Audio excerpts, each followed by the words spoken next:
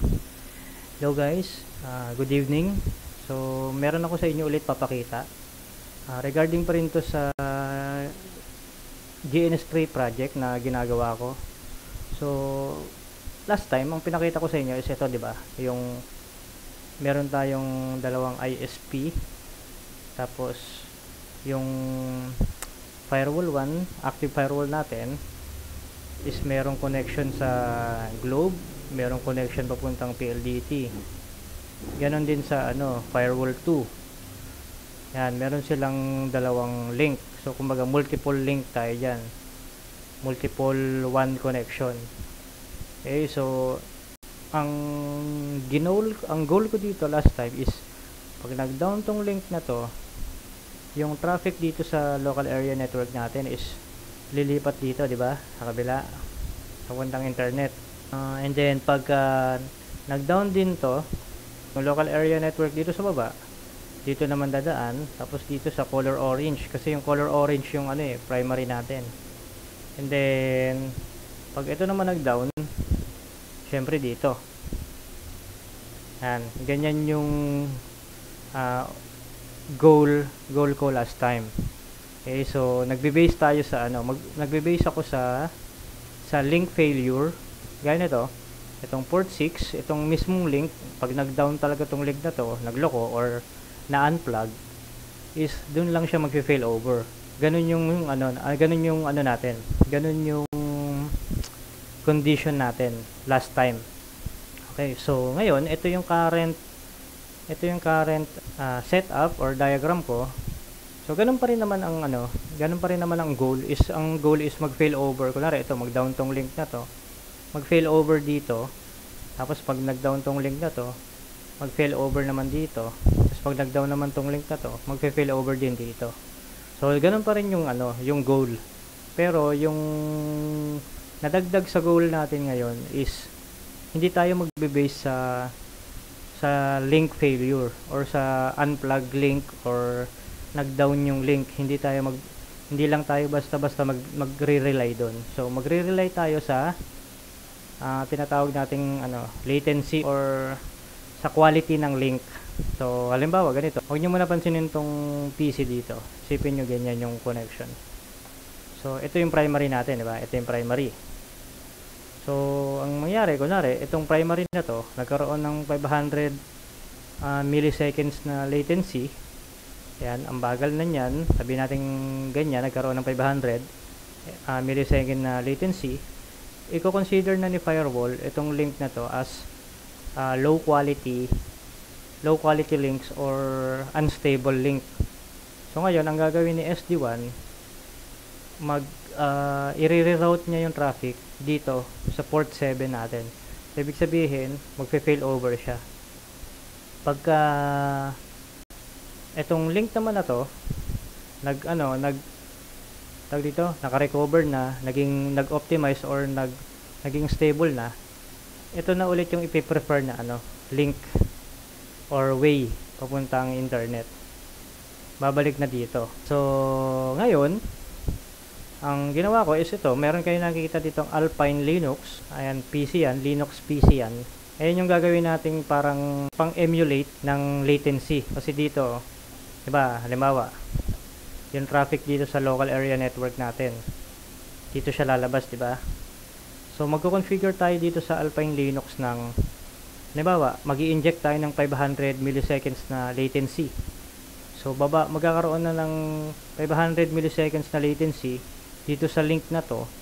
So madidetect na SD1 yan, and then magpe-fail over siya dito. Okay, so itong Alpine Linux natin dito, nagwo-work lang siya as bridge para makatawid pa rin yung traffic dito.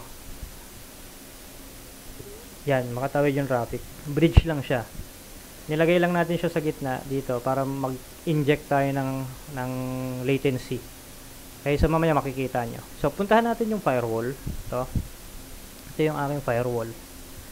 Puntahan natin yung network SD1.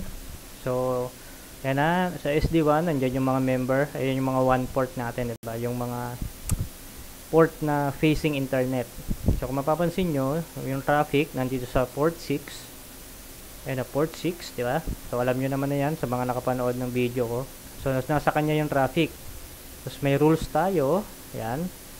Naka-check ngayon yung globe. Kasi, yan yung ating, yung preferred na path or way. Dito, may dinagdag tayo sa configuration. Last time, manual. Minanual natin yung, yung configuration. Ngayon, best quality. Kasi, sa manual, wala tayong option na ganito. Yung measured SLA, tsaka yung criteria. Ngayon, sa best quality meron. So, sa measured SLA, ayan yung Google DNS na to. Ito yung ginawa natin. Mamaya ipapakita ko. And then, yung criteria is latency. Kumbaga, magbe-base tayo sa latency para doon siya magbe-base sa latency siya magbe-base para mag-fail over sa backup backup link. So, yan yung nadagdag sa atin. Yan yung binago natin.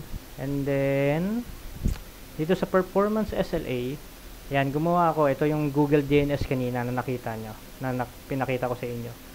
Yan. So, double click natin yan. Ibig sabihin na ito, gumawa tayo dito ng service level agreement.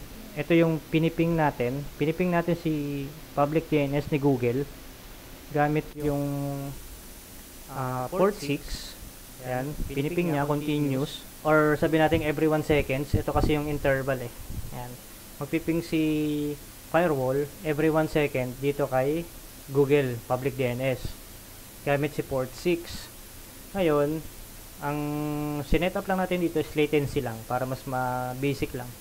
So, latency threshold is ang maximum is 100 milliseconds. Pag nag-exceed dyan sa 100 milliseconds, sabi natin naging 150 or naging 200 or 500 ms to, ang mangyari is i-reroute ni SD1 yung traffic kay port 7. So kaya mag-i-inject tayo ng 500 ms latency dito sa link ni port 6 dito. Yan, para mag-exceed tayo sa latency threshold na 100 ms. So ngayon, tingin ko okay naman na. So, testing natin. Punta tayo kay PC. Ito. So, wait lang. So, makikita nyo, may internet tayo, di ba? Ang bagal na ng Windows 7 ko eh. So, yan, may internet tayo, di ba? Tayo? Ito. HRPC tayo. Ayun o. HRPC. Okay? So, punta tayo ng command prompt niya. So, ping 8.8.8. So, napiping natin si internet, si Google Public DNS. And trace tayo.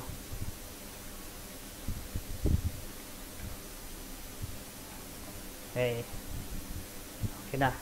So, yung first IP address, ito, na dinaanan niya is, ito, 1.66 kay core switch 1. So, ibig sabihin, dito siya dumaan. And then yung next 172.16.03. So yan. So guys, binago ko rin pala yung IP address dito. Ito, 100.192.168.100 kasi ito dati eh. Nag-conflict siya sa basta dito sa network ko, conflict yung IP address. So binago ko. Okay, so 172.16.0.3. So and then next address niya, next hop niya 100.100.100.100.2. So ito 'yon. Ganito. 1.66 ito, and then 172.16.0.3, then 100.100.100.2. Ayan. Papuntang internet. Dito siya dumadaan dito. Kay Globe. So ngayon, ang gagawin natin, mag-i-inject tayo ng 500 ms latency rito para mag-exceed tayo dito sa threshold natin na 100 ms. Tapos check natin yung behavior. So okay na, di ba? So ping tayo. Tuloy-tuloy. Ping, and then wait lang. Lagyan natin yan dito. Oops. Ayan. So mapapansin nyo, ganito lang yung niya, yung latency niya, 25, 32, 54. Mag-i-inject tayo ngayon ng Ayan, 500 ms delay. Nag-i-inject tayo. Naka Alpine Linux tayo. Dito tayo magi-inject sa PC na to. Tapos pansinin nyo yung latency. Ayun o, naging 500 o. 500. Tapos nag-stop yung ping, nag-time out. And then, wait lang natin ulit. So yun, nung pangalawang time out, nag-ano na, bumaba na yung latency niya. Okay, bakit? Bakit bumaba na yung latency? Kasi, na-detect na ni SD1 na nag-exceed tayo dito sa 100 ms na latency. Kasi diba nag-inject tayo ng 500. So ngayon, nagre-route yung traffic papuntang port 7. Papunta rito, papuntang port 7 dito. So, kung mapapansin nyo, dito sa SD1 rules, diba kanina, ito yung port 6 yung naka-check. Ngayon, ito ng port 7. And then, dito sa SD1 zones, kung makikita nyo, yung kulay dilaw na yan, ito yan, port 7, nasa kanya na yung traffic. Ayun, lumipat na sa kanya yung traffic. Di ba? And then, punta tayo ng monitor. Yan, kung makikita nyo, yung port 6 natin, hindi siya down na. Itong link na to, hindi siya down. Hindi natin siya turn off, hindi natin siya in-unplug. Nag-inject lang tayo ng 500 ms na latency. So, ibig sabihin, nag-exit tayo dun sa 100 ms na latency. Naging low quality na tong link na to ni port 6. Tapos, naging unstable. Kasi, minark niya yun as unstable or low quality link. So, naging unavailable siya ngayon. Sa port 7 na dumadaan yung traffic. Check natin yung PC. So, tuloy-tuloy pa rin yung ping. Trace route tayo ulit. Yun. Kita na. Okay, wait. So, kung mapapansin nyo, ang una niyang dinaanan, 1.66. Dito pa rin yan, sa core switch 1. And then, 172.16.0.3. So, port 2. And then, 200.200.200.2. Ayan o. 200.200.200.2. So, from local area network, dito kay core switch 1 dumaan, dito sa port 2, tapos port 7 na siya lumabas. Papuntang PLDC, papuntang internet. Diba? Nag-fail over yung traffic dito sa port 7, pero hindi nag-down tong link na to. Hindi siya nag-down, hindi siya nag-turn off, hindi siya nag-shutdown, hindi siya na-unplug, pero nag-fail over dito sa port 7. Dahil, naglagay tayo ng, dito sa link na to, dito, naglagay tayo ng threshold na pag lumagpas ng 100 ms yung latency, i-mark tong link na to as low quality or unstable link. And then, mag-fail over na dito kay port 7. Diba? Galing. And then, pagka try natin i-recover tong link na to. I-remove natin yung itong 500 ms. So, delete to. Delete. Kanina add eh. Ito, delete. So, delete natin. So, mapapansin nyo, nandun pa rin kay port 7 yan, di ba? Yung traffic, naka port 7 pa rin. Yan. Antay lang tayong konti. Or mag-google ako dito. Google. Facebook. Okay. Yan. And then, refresh natin. Yan, nagkakaroon na ng konting traffic galing kay port 7 ay kay port 6. Puntahan natin yung SD1 rules. Ayun na, bumalik na ulit yung yung preferred interface ulit or port is port 6 na ulit. Okay, port 6 na, kanina port 7 eh. Then ito, wait natin to. Okay na, konti-konti nagkakaroon na ng traffic dito kay port 6. Tapos monitor. So kanina unavailable tong port 6 natin. Ngayon unti-unti siyang nagre-recover. Yan, unti-unti nagre-recover siya. So yan na, tumataas na yung upload tsaka download. Kay port 7 bumababa na. Ayun, refresh natin ulit. Okay, yun. So, yan. Port 6 na talaga siya. Okay, si port 6 na yung naka-check. And then, check natin. Trace route tayo. So, yun. Makikita nyo, bumalik na. Ayun o. Wait lang. Tayo. So, kung mapansin nyo, yung dinaanan niya is 1.66. Dito ulit yan kay core switch 1. Paulit-ulit tayo dyan, syempre. And then, 172.16.03. So, and then, bumalik na siya kay 100.100.2. Ayun o, ito yun o. Diba? So, from local area network, kay core switch 1, 1.66. And then, 172.16.0.3. And then, from port 7, bumalik na siya ulit dito sa globe or 100.100.100.2 papuntang internet. Diba? Yan, kung makita nyo yung ano natin, download, mataas na. Yan, sa port 6 na dumadaan yung mostly ng traffic. Then, SD1. So, yan, napupunta na ulit dito. Napupunta na yung sa port 6 yung traffic. Then, sa SD1 rules natin, yung preferred na interface na papuntang internet is port 6 na. Kanina port 7. Yun lang guys yung gusto kong ipakita sa inyo.